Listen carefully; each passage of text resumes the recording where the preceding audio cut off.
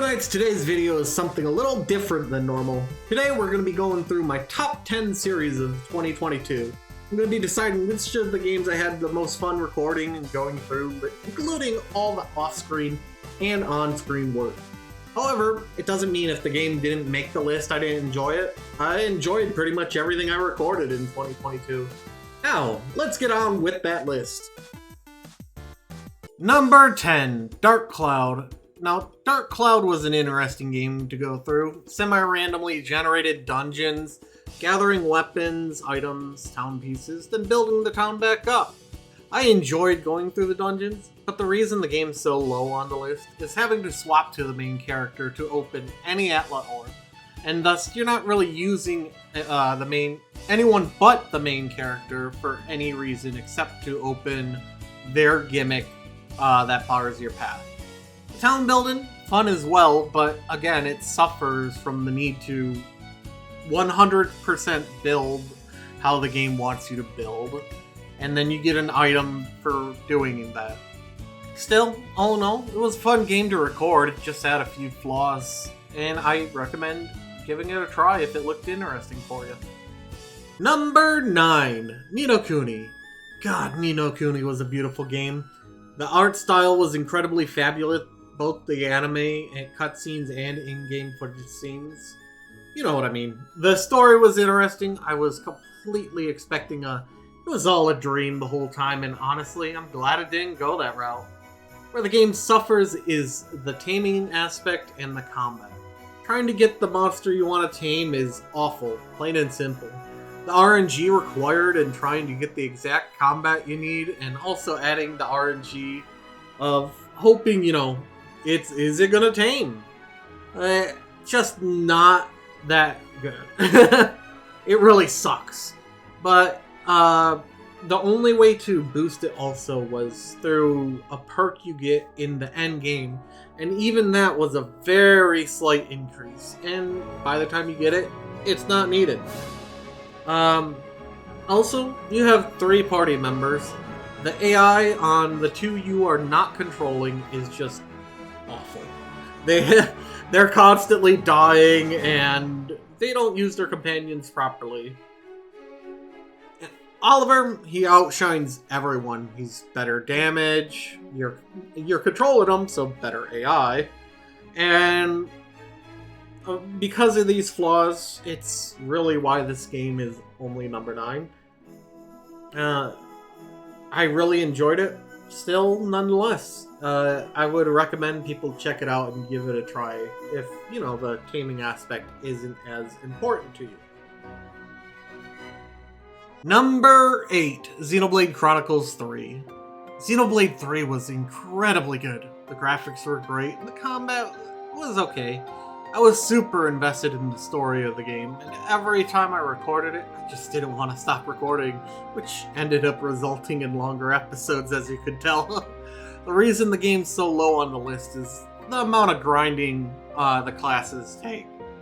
You have to grind over and over just to unlock them, which ends up over-leveling you and makes the rest of the content just way too easy.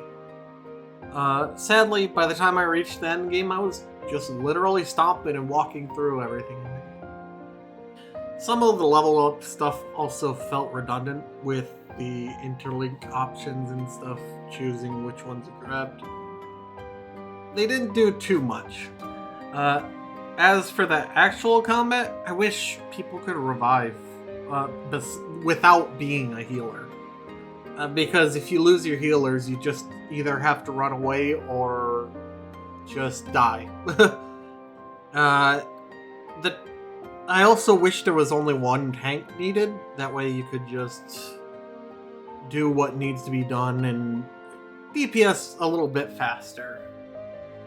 Luckily, with the game, the AI knows what to do. The AI with the tanks are always keeping aggro, and the healers are always healing, and they revive whenever someone goes down. There was a bunch of throwbacks to Xenoblade from what I could tell, or Xenoblade 2, I mean, and I'm sure there were throwbacks to other Xenoblade games as well. but I never played them, so I wouldn't have gotten those references. I still say with the flaws it has, it's definitely worth looking at and playing at least once. Number 7. Star Ocean First Departure R. Now, this wasn't my first time playing through this game, and obviously, but I will say the story holds up, the remake's graphics were on point. This is another game I just did not want to stop playing whenever I picked it up and played. The game originally released for the Super Nintendo. I ended up playing it through emulator because it was never released in the US. However, it was remade for the PSP, which I bought, played through, and loved. And it's still coming back. It's still enjoyable and it's great. I like being able to choose which party members you are used through the game. However, in the long run, you only end up using 4 out of the 8 members you recruit. Due to that, the combat, it's pretty enjoyable. You have to move out of the way. You have to time your attacks so you don't get punched in the face.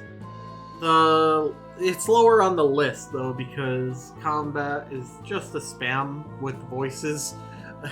You're constantly hearing, Twin Fang, Double Edge, Double Blade, Fire Sword, over and over and over again. I don't know if there's an option to turn that off. If there is, I might consider doing that. And only using 4 members in battle, your other 4 are going to be under-leveled. Definitely recommend people give this game a look, however, if those issues don't bother you. The story, it's well worth playing through. I enjoyed it. Number 6. Monster Hunter Stories 2. Monster Hunter Stories 2 was an incredible game. I enjoyed going into the nest, grabbing different eggs, and hatching them. The graphics might not be the best, but I still found the game beautiful. Story was great as well. Sadly, where the game falls off is the combat. It's mostly just devolves to, is this monster weak to poking, smashing, or slashing?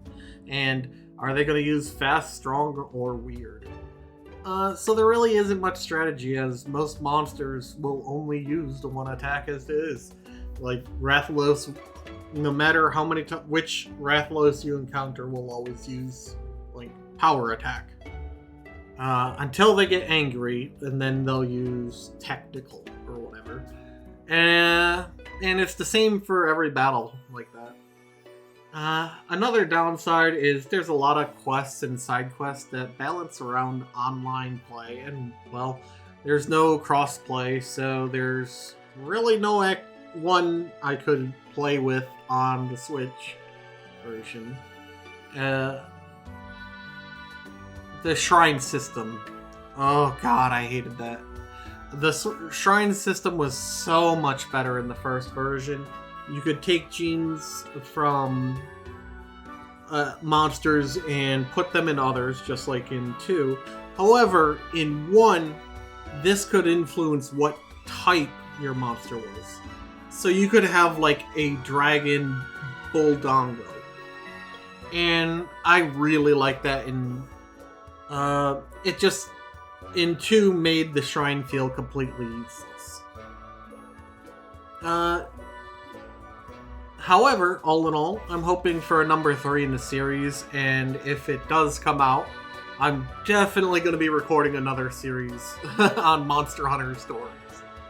But I say give both Monster Hunter Stories 1 and 2 a look and see if you enjoy it yourself. Number 5. Soul Blazer. Soul Blazer, part of the Blazer trilogy that involves Illusion of Gaia, Soul Blazer, and Terra. The game, it has a lot of sentimental value to me. A lot of memories, which ends up pushing this game, won't deny, a little further up on the list. But the gameplay is still pretty fun. You can only really swing your sword to attack, or you can cast a spell, which most spells don't really work on anything but the regular mobs.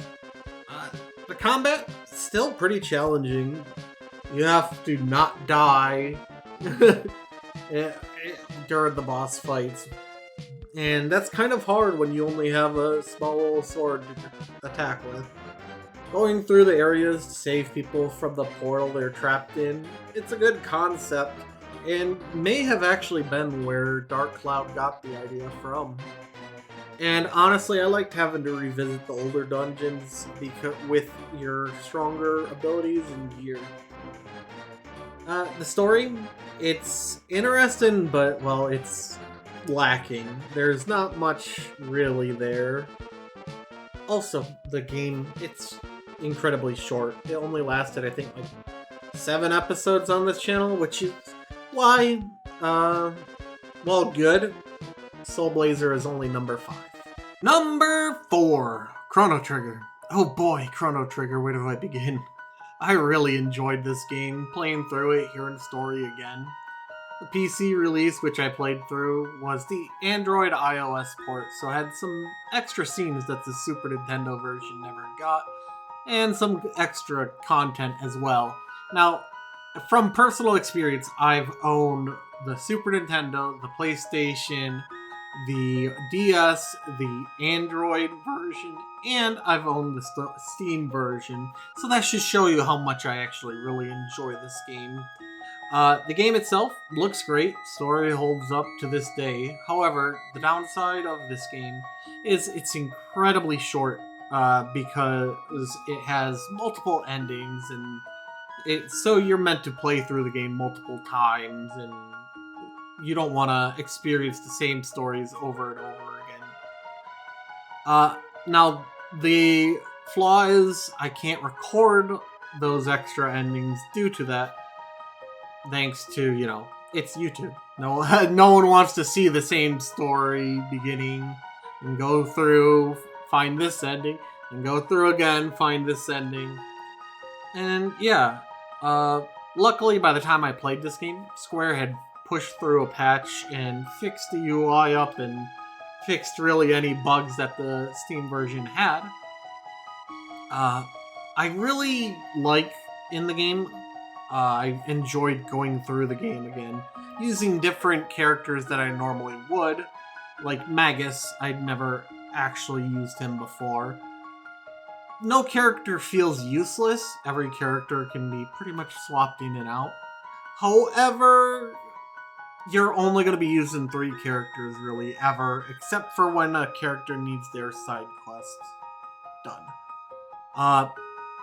Chrono Trigger would be higher up if it had been a longer series. However, I highly recommend picking up the Steam version. Number 3, Xenoblade Chronicles 2. Oh man, where do I begin? Xenoblade Chronicles 2 is amazing. I love the graphics, I love the combat, and I love the story. Honestly, the game's a contender for the number 1 slot for me. However, there's a couple things that kept it from that. The story, it had me crying, it had me angry, and it had me captivated. Obviously, that's the most important part of a JRPG to me. I love stories. Where the game suffers, it's the gacha mechanic. I really honestly wish they had put all the rare characters in as a quest or some other way to obtain them. The gacha mechanics just really drag the game down for me. But I found myself constantly enjoying my time with this game. I was constantly going, what's going to happen next? I can't stop here.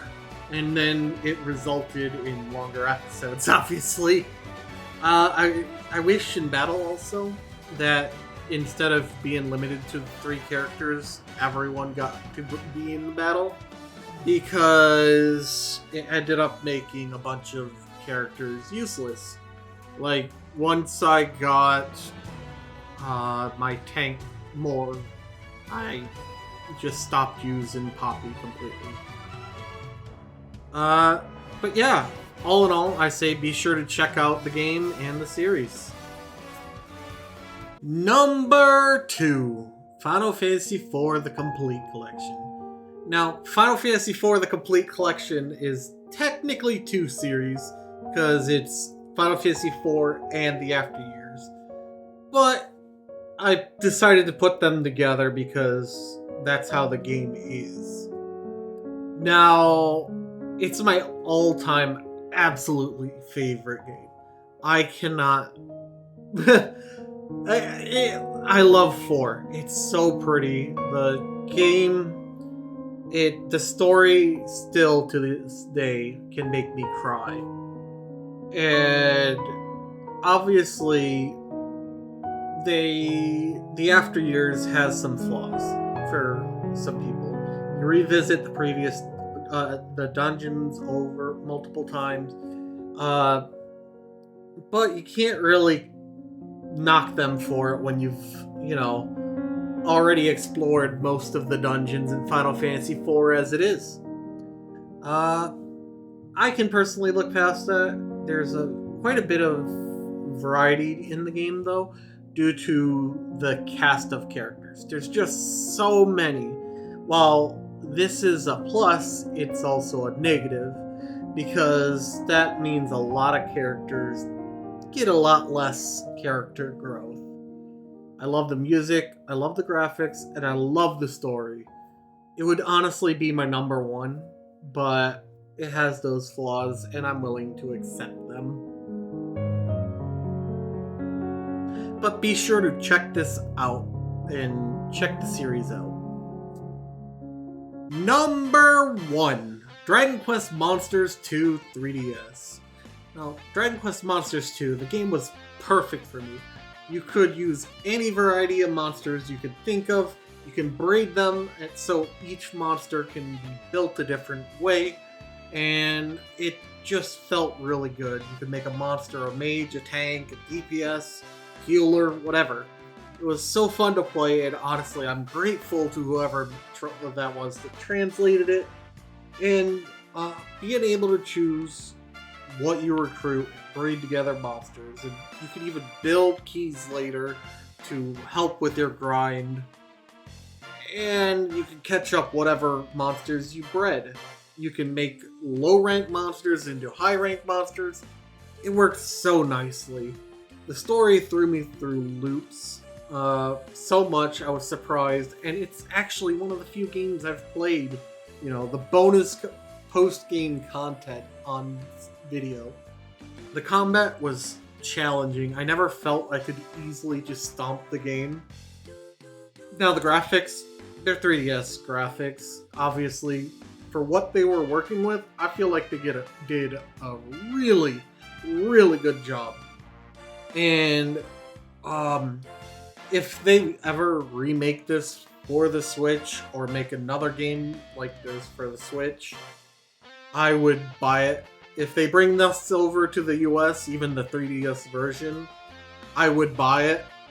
It was honestly my number 1 game to record. So yeah, I highly recommend, if your computer can handle it, to give the game a try. And with that, Esconites, that is my top 10 series I recorded in 2022. Thank you all for watching. Comment down below what some of your favorite series I did were and what you would like to see in the future. And remember, Esconites, share the love. Goodbye.